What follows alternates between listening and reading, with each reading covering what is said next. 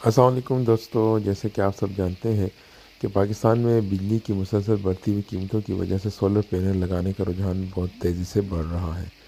अब जितने भी सोलर पैनल्स हैं, लेटेस्ट टेक्नोलॉजी की वजह से बहुत एफिशिएंट है, बहुत अच्छा काम करते हैं और हमारी ज़रूरियात को पूरा करते हैं। लेकिन प्रॉब्लम ये है कि ये सोलर पैनल जब छत के ऊपर लगाए जाते हैं, ख़ुसूसी तौर पे उन जगहों पे जो रोड किनारे हैं या जो हमारे देहाती इलाके हैं जहाँ पे धूल बहुत ज़्यादा है, या किसी फैक्ट्री वगैरह के करीब इलाकों में जहाँ पे धूल बहुत ज़्यादा होती है, तो ये सोलर पैनल बहुत तेज़ी के साथ इन पे गर्दा जम जाता है। और जब भी इन पे गर्दा जमता है तो होता ये है कि जो सूरज की रोशनी है वो जो शीशे है उससे पार होकर नीचे सोलर सेल तक नहीं पहुंच पाती।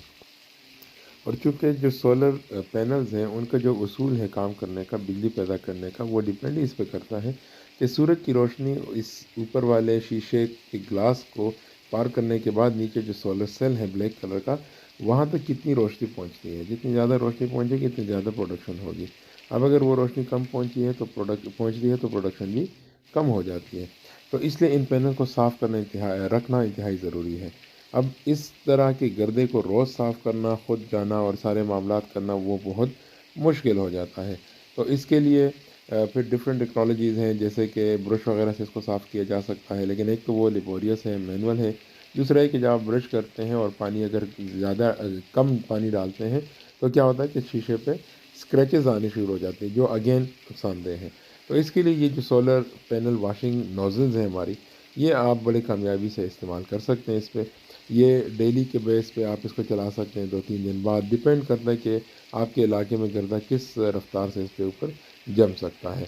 तो उस तरह आप डेली या दूसरे तीसरे दिन इसको चलाते हैं और उससे होता क्या है कि जितने भी गर्दा है वो पानी के साथ खुद ब खुद साफ़ हो जाता है, धुल जाता है। ये जो नोज़ल्स हैं ये पाकिस्तानी मेड है, काम भी बहुत अच्छा करती है। अलबत्ता इसकी कुछ लिमिटेशंस है जो मैं आपसे डिस्कस करना चाहूँगा अभी। ये नोज़ल तकरीबन 5.5 से 6 लीटर पानी 1 मिनट में कंज्यूम करती है, लेकिन इसकी प्रॉब्लम ये है कि जो इसका वेटेड पैटर्न है, यानी जहाँ तक ये पानी फेंकता है वो बहुत कम है। ये हार्डली एक पैनल के ऊपर हमें एक ही लगाना पड़ता है और ये पानी को फ़्लो करते हुए पैनल को साफ़ करता है। और उमूमन एक पैनल के ऊपर आपको एक हर सूरत लगानी पड़ती है, जिस तरह अभी आपको वीडियो में भी नज़र आ रहा है।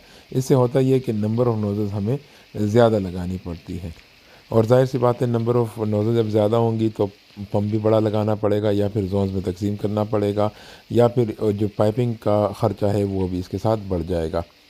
अलबत्ता इसमें आपको ये एक एडवांटेज ये हो सकता है कि जितना ही पानी बह रहा है नीचे, वो सोलर पैनल के एंड पे कोई इस तरह अरेंजमेंट हो, कोई कटा हुआ पाइप हो हाफ कट, या कोई और इस तरह डक्ट बन जाए और उसमें सारा सारा पानी कलेक्ट होके दोबारा से जो तालाब है या जो टैंकी हमने बनाई है या जो ड्रम रखा हुआ है उसमें पानी चला जाए और वहाँ से उसको दोबारा से रीयूज़ किया जाए। लेकिन इन दैट केस फिर हमें एक छोटा सा फ़िल्टर भी लगाना पड़ेगा ताकि इस गदले पानी को फिर साफ़ करके तो दोबारा से इस्तेमाल में लाया जा सके। इस नोज़ल सिस्टम को बहरहाल इसकी अपनी लिमिटेशन है, फ़ायदे भी इसके हैं, जिस तरह आपको नज़र आ रहा है कि पैनल बिल्कुल साफ़ सुथरे हो जाते हैं।